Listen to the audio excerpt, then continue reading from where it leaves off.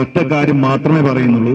Hariprasad uniform ഇട്ട് സേനയ്ക്ക് വേണ്ടി, നമ്മളൊക്കെ കൊടുക്കുന്ന നികുതി പണത്തിൽ നിന്ന് സേനയ്ക്ക് വേണ്ടി പണിയെടുക്കുമ്പോൾ നമ്മൾ ഹരിപ്രസാദിനെതിരല്ല. എന്നാൽ നമ്മൾ കൊടുക്കുന്ന നികുതി പണത്തിൽ നിന്ന് CPM-ന്റെ തിരക്കഥയ്ക്കനുസരിച്ച് തുള്ളാനാണ് ഹരിപ്രസാദ് നിൽക്കുന്നത് എങ്കിൽ ആ ഹരിപ്രസാദ് എന്ന CPM ഗുണ്ടയെ എങ്ങനെ കൈകാര്യം ചെയ്യണമെന്ന് യൂത്ത് കോൺഗ്രസിന് അറിയാമെന്ന് മാത്രമേ ഇവിടെ വെച്ച് സൂചിപ്പിക്കുന്നുള്ളൂ. ഞാൻ ഹരിപ്രസാദിന്റെ വലിയ വിശേഷങ്ങളിലേക്കൊന്നും പോകുന്നില്ല. കോഴിക്കോട് മെഡിക്കൽ കോളേജിലെ കുട്ടികൾ പഠിക്കുന്ന റബ്ബർ പാവയെ പോസ്റ്റ്മോർട്ടം ചെയ്യാൻ പ്രഖ്യാപിച്ച ഈ വിവരം കെട്ടവനൊക്കെ എങ്ങനെയാണ് ഡിവൈഎസ്പി ആയത് എന്ന് കേരളത്തിന്റെ മാത്രമല്ല നടുവണ്ണൂരിലെ മനുഷ്യർക്കും വലിയ ആശങ്കയുണ്ട്, പ്രയാസമുണ്ട്. നേരത്തെ പറഞ്ഞു 10-ാം തീയതി ഷാഫി പറമ്പിൽ MP-യുടെ മൂക്കടിച്ച് പൊട്ടിക്കുമ്പോ, തലയടിച്ച് പൊട്ടിക്കുമ്പോ അതിന് നേതൃത്വം കൊടുത്ത അഭിലാഷ് ഡേവിഡ് എന്ന് പറയുന്ന ക്രിമിനൽ, ആ CPM-ന്റെ ക്രിമിനൽ ഈ ഹരിപ്രസാദിന്റെ ടീമിലെ അംഗമായിരുന്നു അന്ന്.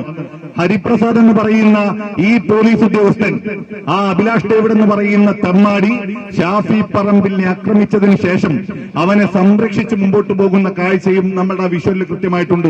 അപ്പം കൃത്യമായി ഹരിപ്രസാദിനൊരു ബോധ്യമുണ്ടായിരുന്നു, ഇവിടെ ശബരിമലയിലെ സ്വർണ്ണക്കൊള്ള ഉൾപ്പെടെ കത്തി നിൽക്കുന്ന ഘട്ടത്തിൽ ഷാഫി പറമ്പിലിന്റെ തലയടിച്ച് പൊട്ടിച്ച് അന്നത്തെ പ്രതിഷേധത്തെ മറ്റൊരു രീതിയിലേക്ക് കൊണ്ടുപോയി പിണറായി വിജയന്റെ മുഖം രക്ഷിക്കാൻ ഹരിപ്രസാദ് എന്ന് പറയുന്ന ഗുണ്ട അവൻ നടത്തിയ ഒരു നാടകം, CPM നടത്തിയ തിരക്കഥയ്ക്കനുസരിച്ച് അവനാടിയ ആട്ടം അത് വൃഥാവിലാവുകയാണ്.